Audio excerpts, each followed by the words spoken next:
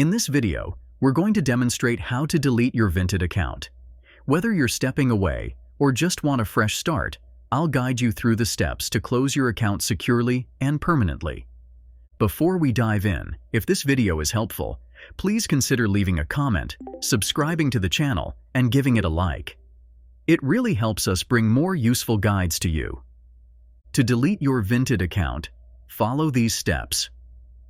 Open the Vinted app and log in if you haven't already.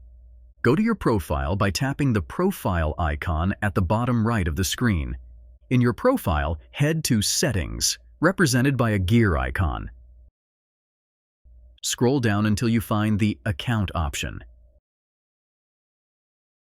Tap Delete Account, and Vinted may ask for confirmation or a reason for deletion.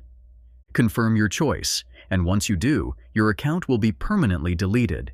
Keep in mind that deleting your account means you'll lose access to all your account details, listings, and any chat history. And that's it. Your Vinted account is now permanently deleted. To quickly recap, we walked through the steps to close your Vinted account directly from the app. If you found this tutorial helpful, please like the video, subscribe, and drop a comment below. I'd love to hear if there are other features you'd like tutorials on.